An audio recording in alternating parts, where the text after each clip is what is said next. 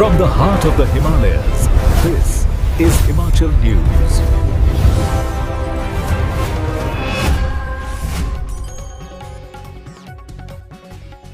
नमस्कार, आप देख रहे हैं बोलता हिमाचल। मैं हूं अर्नब और लेकर आया हूं देवभूमि हिमाचल से आज की बड़ी और महत्वपूर्ण खबरें। दोस्तों, रोजाना खबरों के लिए चैनल को सब्सक्राइब करें, वीडियो को लाइक और शेयर करें, कमेंट बॉक्स में अपने जिले का नाम हमें जरूर बताएं।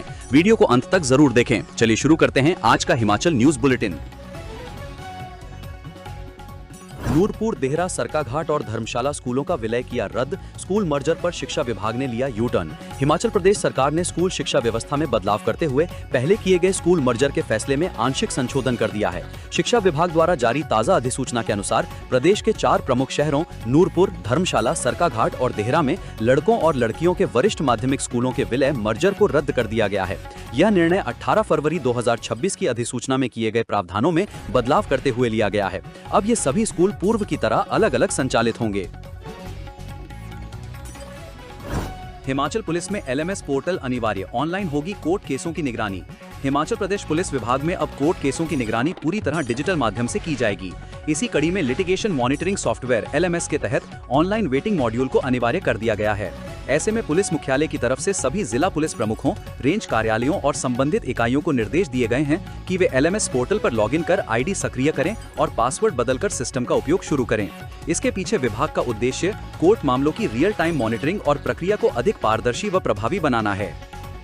जारी आदेशों में स्पष्ट किया गया है कि AG ऑफिस भी इसी ऑनलाइन वेटिंग मॉड्यूल के जरिए काम करेगा और जल्द पुराने मैनुअल सिस्टम को पूरी तरह समाप्त कर दिया जाएगा। ऐसे में सभी केस से संबंधित दस्तावेज और जानकारी LML पोर्टल पर ही अपलोड करनी होगी। इन सभी पहलुओं को देखते हुए पुलिस मुख्यालय ने निर्देश दिए हैं कि सभी अधिकारी अपने अपने कार्यालयों से जुड़ें, सभी लंबित कोर्ट केस निर्धारित समय सीमा के भीतर पोर्टल पर अपलोड करें ताकि उनकी निगरानी समय पर हो सके। विभाग ने सभी अधिकारियों को इन निर्देशों का सख्ती से पालन करने को कहा है और इसे अत्यंत जरूरी श्रेणी में रखा गया है।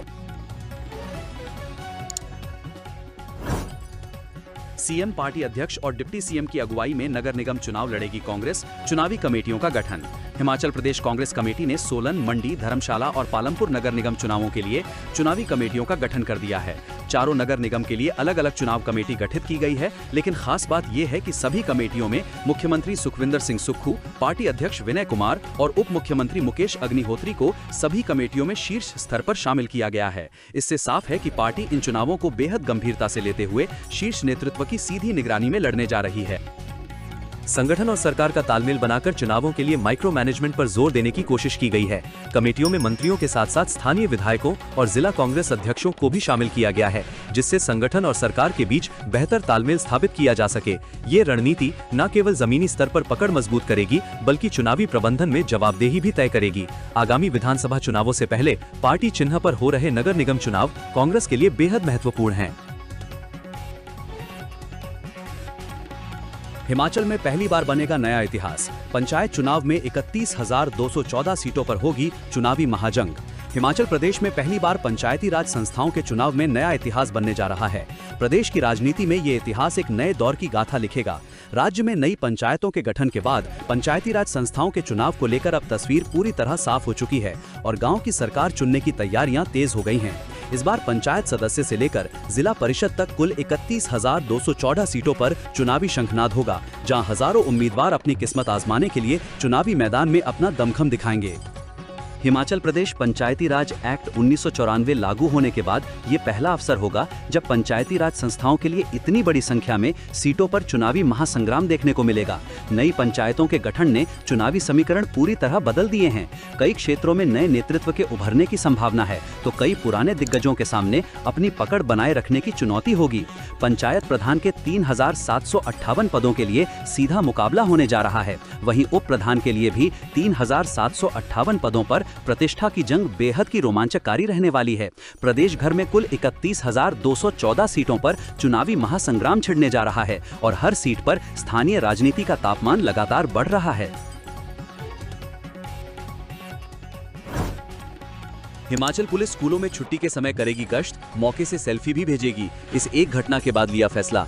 हिमाचल पुलिस ने स्कूल और कॉलेज विद्यार्थियों की सुरक्षा को लेकर सख्त और जवाबदेह पहल शुरू की है। अब केवल आदेश जारी कर देने से काम नहीं चलेगा, बल्कि हर थाना और चौकी प्रभारी को स्कूल कॉलेज की छुट्टी के समय मौके पर अपनी मौजूदगी साबित करनी होगी। इसके लिए निर्देश दिए हैं कि प्रभारी अपनी टीम के साथ मौके पर पहुंचकर सेल्फी फोटो लें और उसे पुलिस के आधिकारिक ग्रुप में साझा करें।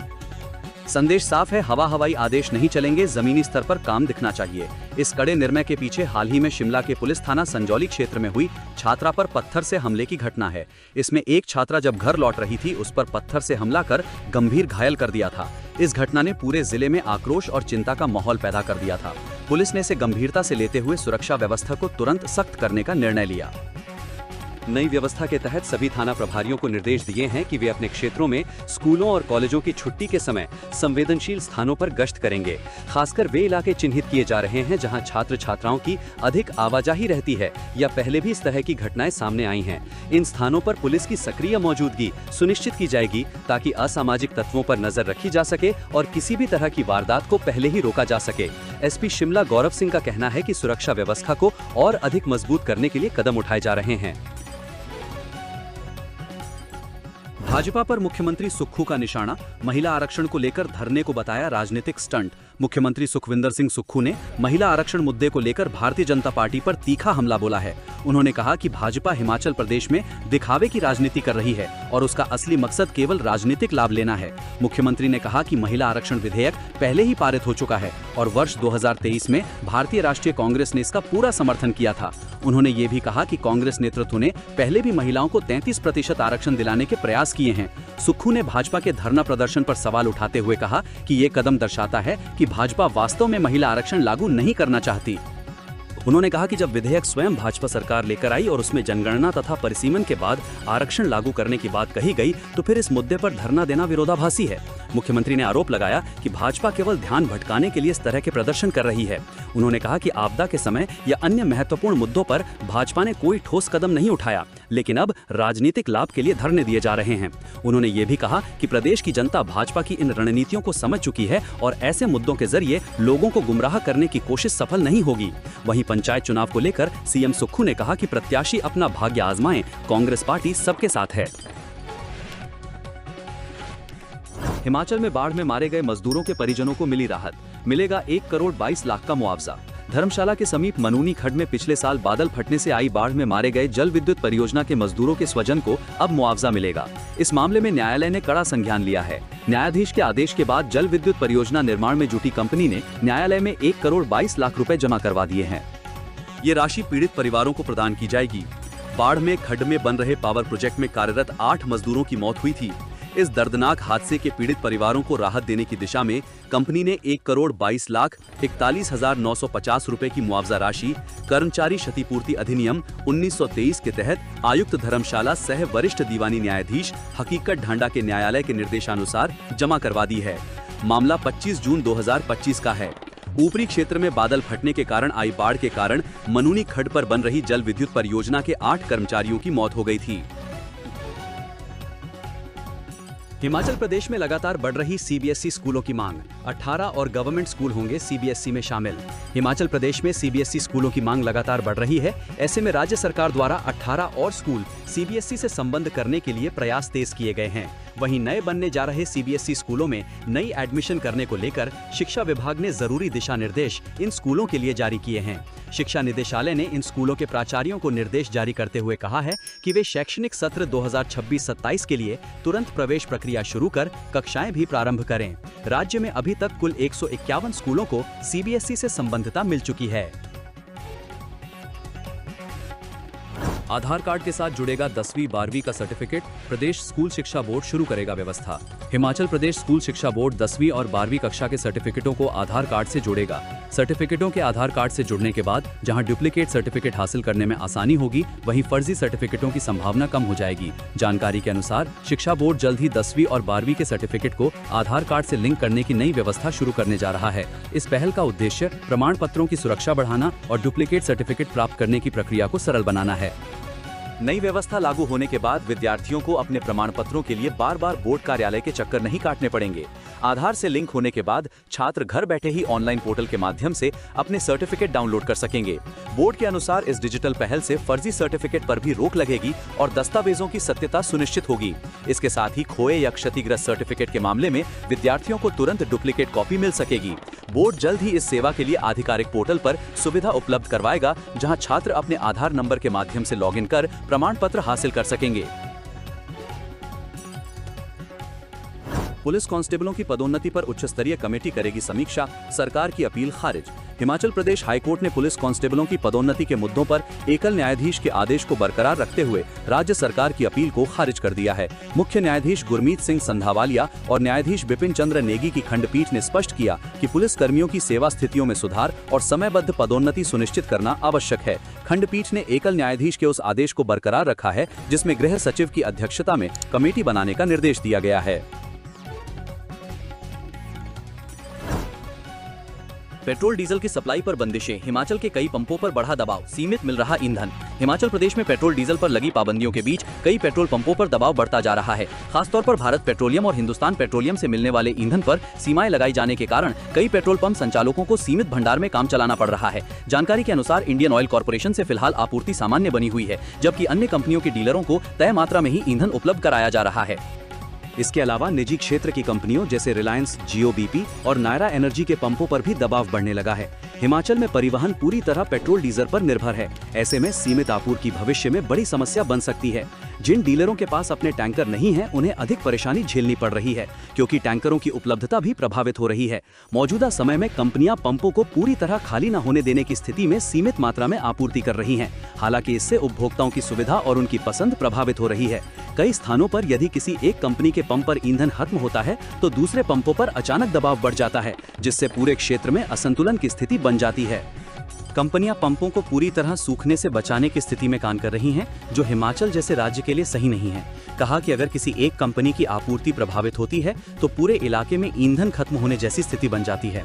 खाद्य एवं आपूर्ति विभाग और डीलरों के बीच बेहतर समन्वय जरूरी है। जब तक कारोबार से जुड़े लोगों के साथ तालमेल नहीं होगा, तब तक व्यवस्था को सही तरीके से चलाना मुश्किल है। डीलरों का कहना है कि प्रशासन को जमीनी स्थिति को समझते हुए समन्वय बढ़ाने की जरूरत है।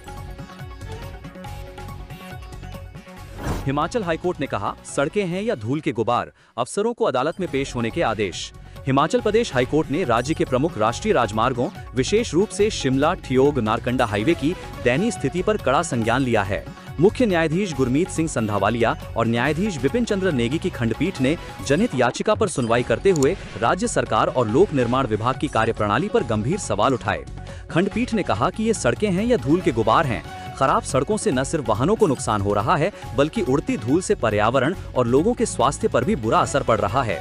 खंडपीठ ने पीडब्ल्यूडी के इंजीनियर इन चीफ, एनएचएआई के मुख्य अभियंता को व्यक्तिगत रूप से अगली सुनवाई के दौरान पेश होने का आदेश दिया है। हकीकत, विधायक प्राथमिकता से खेल मैदानों के निर्माण पर ब्रेक, कांगड़ा के एक भी विस क्षेत्र को नहीं मिला पैसा। हिमाचल प्रदेश सरकार से बजट जारी न होने के कारण मुख्यमंत्री युवा खेल प्रोत्साहन योजना के तहत इस वर्ष विधायक प्राथमिकता से बनने वाले खेल मैदानों के निर्माण पर ब्रेक लग गई है।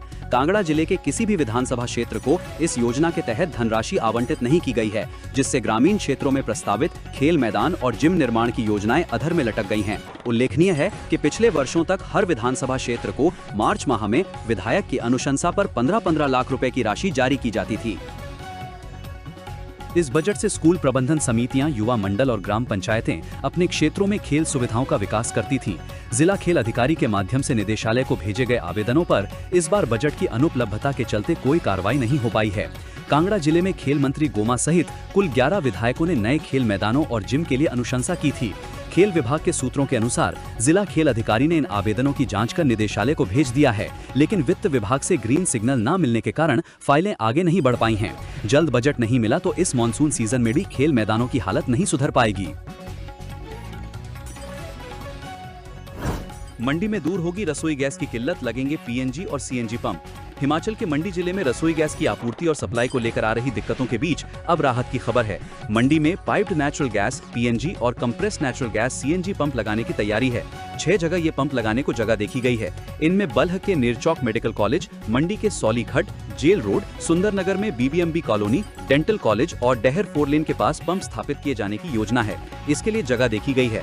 निरचौक मेडिकल कॉलेज को पीएनजी पंप लगाने के लिए प्रिंसिपल अप्रूवल भी आ गई है। खाड़ी देशों में चल रहे युद्ध के कारण उपजी गैस की कमी के कारण मंडी जिला में मांग के विपरीत 80% गैस सिलेंडर ही उपलब्ध करवाए जा रहे हैं।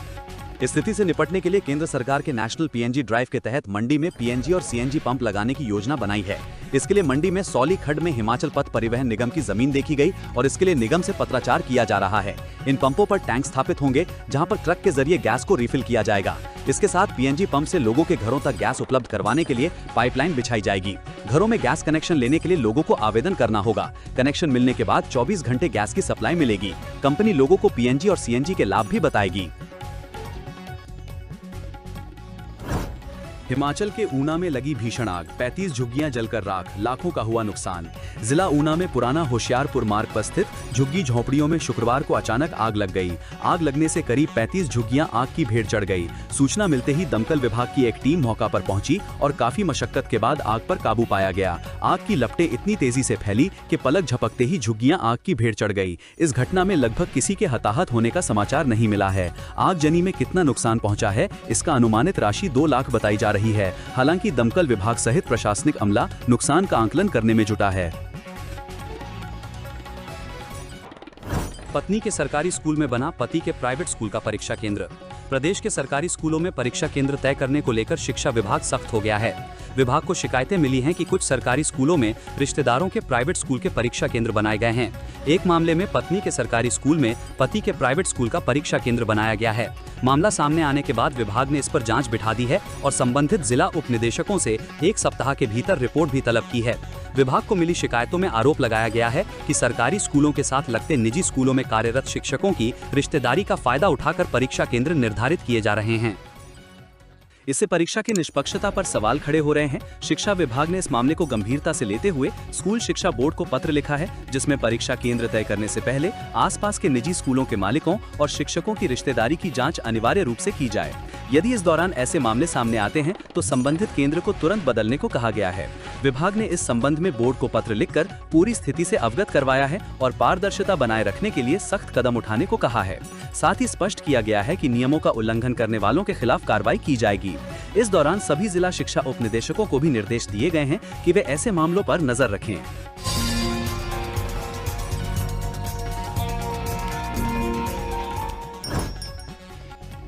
हिमाचल में भीषण गर्मी के बीच आंधी तूफान का अलर्ट, सक्रिय होगा पश्चिमी विक्षोभ। हिमाचल प्रदेश में गर्मी ने अपना प्रचंड रूप दिखाना शुरू कर दिया है। शुक्रवार को राज्य के मैदानी और निचले इलाकों में तेज धूप और लू जैसी स्थिति ने लोगों का जीना मुहाल कर दिया। ऊना जिला प्रदेश में सबसे गर्म रहा, जहां तापमान 40 डिग्री सेल्सियस तक पहुंच गया, जो सामान्य से 4 डिग्री अधिक है। इसी तरह कांगड़ा में भी पारा सामान्य से करीब 7 डिग्री ऊपर चढ़कर 36.4 डिग्री सेल्सियस दर्ज किया गया। हैरानी की बात यह है कि शिमला और मनाली जैसे ठंडे पहाड़ी इलाकों में भी अब गर्मी महसूस की जा रही है, जहां तापमान सामान्य से काफी ज्यादा रिकॉर्ड हो रहा है। भीषण गर्मी झेल रहे लोगों के लिए राहत की खबर यह है कि आज दोपहर के बाद से प्रदेश में एक नया पश्चिमी विक्षोभ वेस्टर्न डिस्टर्बेंस सक्रिय हो रहा है। इसके प्रभाव से अगले 4 दिनों तक मौसम के मिजाज बदले रहेंगे। शनिवार को चंबा, कांगड़ा, कुल्लू और मंडी जिलों में तेज आंधी और तूफान को लेकर चेतावनी जारी की गई है।